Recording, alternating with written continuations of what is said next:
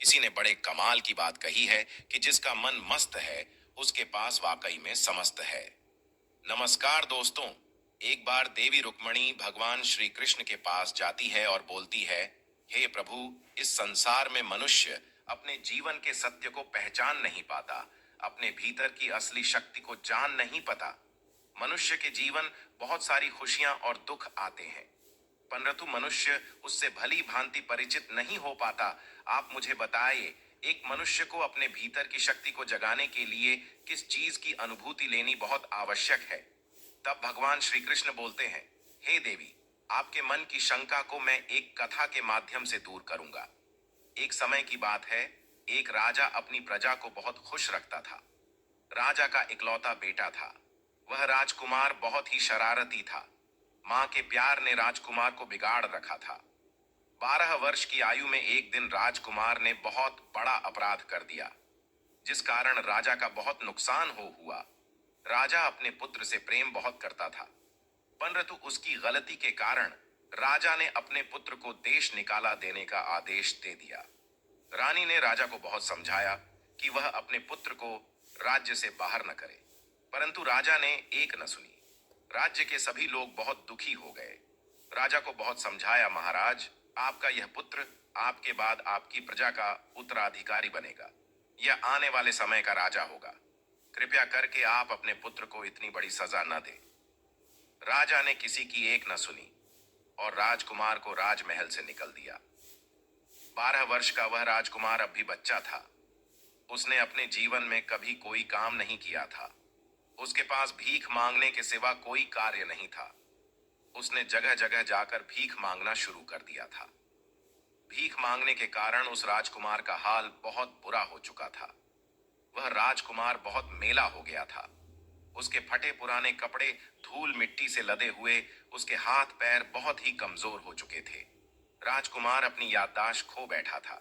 समय बीतता गया। राजा की उम्र बढ़ने लगी थी। वह बूढ़ा हो रहा था। राजा ने सोचा, अब उसे अपने पुत्र को वापस बुलवा लेना चाहिए।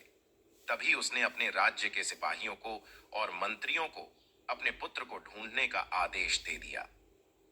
सभी मंत्री राजकुमार को ढूंढने लगे। तभी रास्ते में मंत्री के आगे राजकुमार आ खड़ा हुआ और भीख मांगने लगा। जब मंत्री उस भिखारी को भीख देने लगा तो उसने देखा कि उस भिखारी के हाथ पर राज्य चिन्ह है। मंत्री चिन्ह को देखते ही पहचान गया कि वह राजकुमार है। मंत्री राजकुमार को महल ले गया और स्नान करवाया। राजकुमार को हालत बहुत नाजुक थी।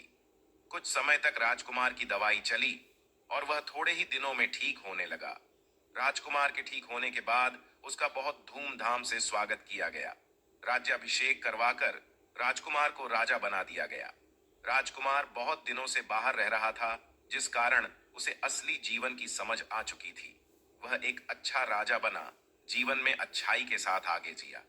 हे देवी, ये कहानी उस राजा की, सैनिकों की, मंत्रियों की नहीं है।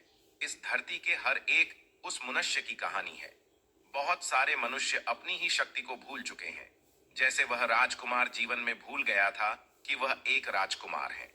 परंतु उसके थोड़ा कुछ याद आने के बाद उसने अपने जीवन के असली कार्य को समझ लिया था। मनुष्य अपनी ही शक्ति को इसलिए भूलता जा रहा है क्योंकि वह दूसरों से बेहतर बनना चाहता है। मनुष्य को प्रभु की भक्ति में ही परम आनंद मिलेगा। और जब आप उस रास्ते पर चल पड़े, आप जिस भी नाम से उन्हें पुकारते हैं, उस रास्ते पर चल पड़े, तो आपको ये भौतिक चीजें तो अपने आप मिलती चली जाएंगी। चीजें तो अपने आप आपके रास्ते में आती चली जाएंगी। ये तो क्षणिक अनुभव है, क्षणिक सुख है। इसके आगे वो परम आनंद है। उसी की अनुभूति करना इस मानव जीवन का उद्देश्य। अपने अंदर की असली शक्ति को पहचान कर एक सच्चा और अच्छा मनुष्य बनना चाहिए। जीवन में अपनी शक्तियों को पहचानिए। सर्वशक्तिमान की प्रार्थना के साथ अपनी ताकत को पहचान करके कर दिखाओ कुछ ऐसा कि दुनिया करना चाहे आपके जैसा। उम्मीद कर